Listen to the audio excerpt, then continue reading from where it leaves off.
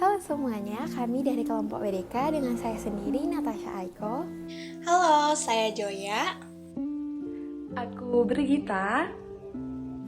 Nah, di kesempatan kali ini, kelompok kami akan mempresentasikan materi yang sangat menarik nih. Penasaran kan? Yuk disimak.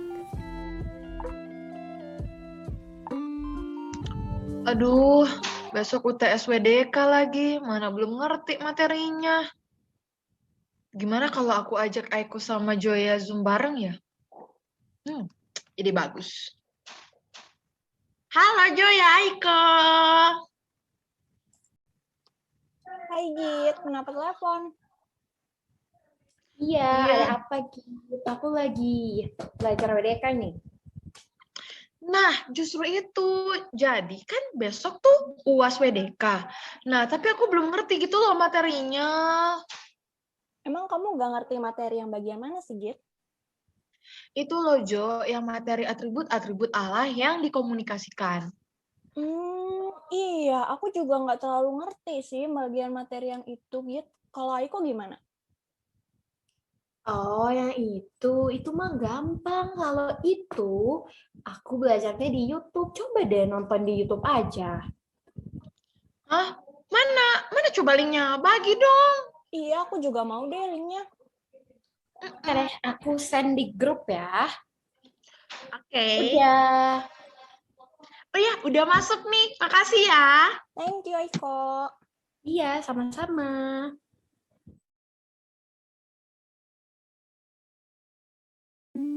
Halo semuanya, pada kesempatan kali ini, aku dan kedua temanku mau jelasin ke kalian nih materi wawasan dunia Kristen tentang atribut-atribut Allah yang dikomunikasikan.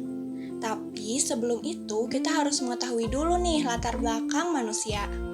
Manusia adalah makhluk ciptaan Allah yang segambar dan serupa dengannya. Akan tetapi, manusia tidak sempurna dan terbatas, sehingga manusia sulit untuk mengetahui segalanya tentang Allah. Oleh karena itu, Allah menyatakan dirinya pada manusia melalui atribut-atribut Allah. Menurut Louis Berkhof, atribut Allah adalah kesempurnaan dari wujud ilahinya. Atribut Allah dibagi menjadi dua, yaitu atribut Allah yang tidak dikomunikasikan dan atribut Allah yang dikomunikasikan. Nah, pada kesempatan kali ini kami akan membahas mengenai atribut-atribut Allah yang dikomunikasikan. Apa sih atribut Allah yang dikomunikasikan itu? Ini adalah kualitas dan sifat-sifat yang Allah miliki dan Allah berikan juga kepada manusia. Contoh dari kualitas ini adalah kebaikan manusia, kebenaran, kekudusan, dan lain-lain. Atribut ini menekankan kepada Allah yang absolut dan terbukti dari segala ciptaannya. Nah, kenapa ya kita perlu untuk mempelajari atribut Allah ini? Karena kita sebagai manusia sebenarnya sudah dengan jelas mendapatkan penyataan dari Allah melalui Alkitab dan ciptaan yang ada. Akan tetapi, manusia seringkali mengabaikan atau bahkan masih tidak percaya akan Allah. Oleh sebab itu, kita perlu untuk mempelajari atribut Allah ini sehingga kita dapat semakin mengetahui dan mengenal akan Allah pencipta kita. Nah, untuk pembelajaran lebih dalam lagi akan dilanjutkan oleh teman saya, Brigita. Sekarang kita tiba pada bagian pembahasan atribut-atribut Allah yang dikomunikasikan. Nah, dalam atribut-atribut yang dikomunikasikan ini, Tuhan menunjuk sebagai pribadi yang sadar, bebas, cerdas, dan bermoral. Tuhan juga berwujud sebagai pribadi dalam arti kata yang tertinggi. Nah, dalam atribut-atribut yang dikomunikasikan, kita akan membahas tentang spiritualitas Allah, intelektualitas Allah, moral Allah, dan kedaulatan Allah. Jika dikatakan bahwa Allah adalah roh, berarti Allah berbeda dari dunia.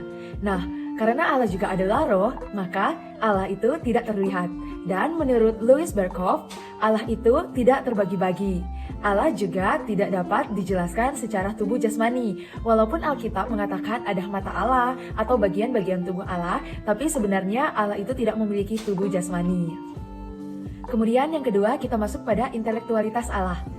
Pengetahuan Allah merupakan pengetahuan yang sempurna. Pengetahuannya adalah pengetahuan yang kekal dan tidak mungkin salah. Nah, hal ini kita bisa lihat dalam proses penciptaan. Allah menciptakan alam semesta ini secara teratur. Dalam menciptakan segala sesuatu, kita pasti perlu pengetahuan yang luar biasa hebat. Nah, bisa dibayangkan kan bagaimana sempurnanya pengetahuan Allah sehingga Allah dapat menciptakan alam semesta ini dengan begitu hebat dan teratur. Nah, pengetahuan Allah juga berbeda dengan pengetahuan manusia. Karena pengetahuan manusia itu masih dibatasi dalam ruang dan waktu.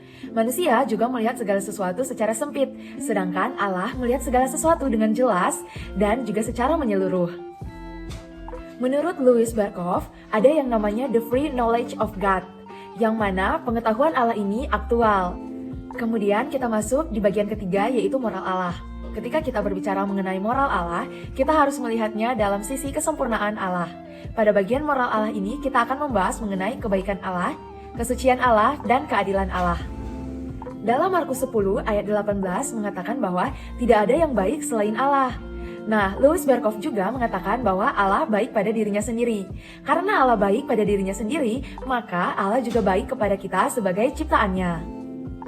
Nah, karena kebaikan Allah ini juga lah, ada yang dinamakan dengan Fons Omnium Bonorum, yang menurut Louis Berkhof merupakan Allah adalah air hidup, yaitu sumber kebaikan. Nah, kita juga perlu mengingat nih bahwa walaupun manusia hidup dalam keberdosaannya, tetapi Allah tetap mengasihi manusia. Bukti terbesar kasih Allah pada manusia yaitu dalam Yohanes 3 ayat 16, yang kita tahu bersama bahwa Allah mengutus putranya Yesus Kristus untuk menebus dosa-dosa manusia. Poin yang kedua adalah kekudusan Allah. Secara naturnya, kekudusan Allah ini merupakan perbedaan yang mutlak antara Allah dan seluruh ciptaannya. Allah ditinggikan jauh di atas manusia dan jauh di atas seluruh ciptaannya dalam keagungan dan kemuliaan Allah yang tidak terbatas atau transenden. Menurut Louis Berkhof, kekudusan Allah ini membuat kita manusia maupun seluruh ciptaannya merasa kagum kepada Allah. Namun di sisi lain, ini juga menyadarkan kita akan perasaan rendah diri kita terhadap Allah. Nah, kekudusan Allah ini juga memiliki aspek etis, yang mana oleh karena aspek etis ini, kita sebagai manusia maupun seluruh ciptaannya dituntut untuk menjaga kemurnian diri kita dan menjauhkan diri kita dari dosa. Karena Allah adalah kudus, maka sebagai ciptaannya kita pun harus kudus seperti Allah. Kita masuk pada bagian yang ketiga, yaitu keadilan Allah. Nah, Allah merupakan sumber segala hukum, dan Allah adalah keadilan yang absolut dalam kesempurnaannya, merupakan bagian internal dari keadilan Allah. Nah, untuk bagian eksternalnya, menurut Louis Berkhof, itu dapat dibedakan menjadi keadilan rektoral dan juga keadilan distributif Allah. Nah, sekarang kita masuk pada poin terakhir dalam atribut-atribut Allah yang dikomunikasikan, yaitu kedaulatan Allah. Segala sesuatu terjadi karena kedaulatan Allah. Seperti contoh dalam penciptaan. Penciptaan ini merupakan ide Allah, yang mana penciptaan ini dapat terjadi hanya seturut dengan kedaulatan Allah saja. Menurut Louis Berkhof, Allah merupakan raja dari semua ciptaannya. Maka dari itu, seluruh ciptaannya ini harus tunduk kepada sang raja. Selain itu, Louis Berkhof juga mengatakan bahwa kehendak Allah dapat dibedakan menjadi kehendak direktif dan perspektif,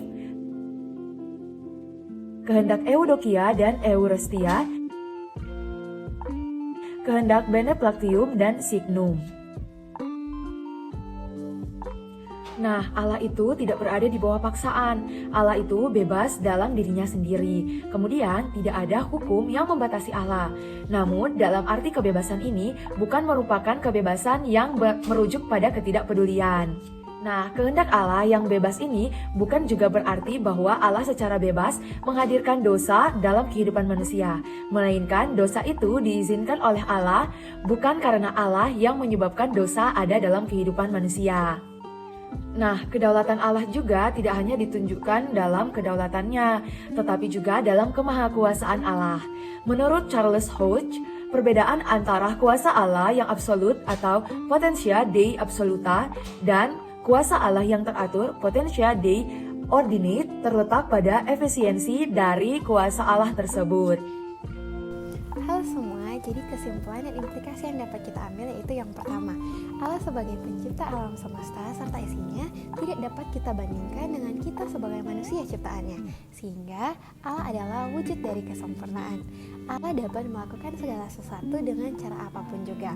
Walaupun Allah dalam bentuk roh yang tidak dapat kita lihat secara fisik, namun hal ini tidak membatasi eksistensi Allah itu sendiri, yang artinya Allah itu hidup, Allah itu ada.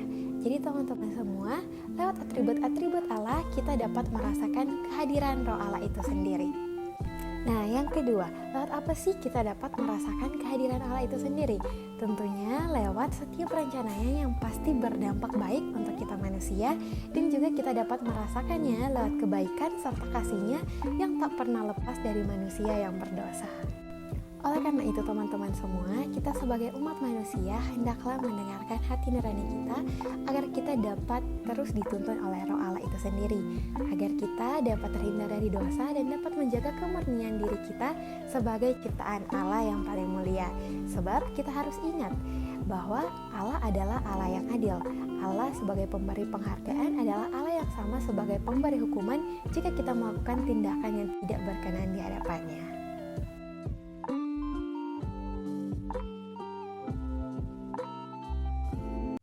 Wih, bagus banget ya video pembelajaran tadi, Git. Iya, bener banget, Jo. Aku langsung ngerti loh materinya. Iya, udah siap banget nih kita buat UAS WDK besok. Makasih ya, Aiko. Makasih, Aiko. Wah, syukurlah aku jadi ikut senang nih. Aku mau lanjut belajar dulu ya. Bye-bye. Bye-bye.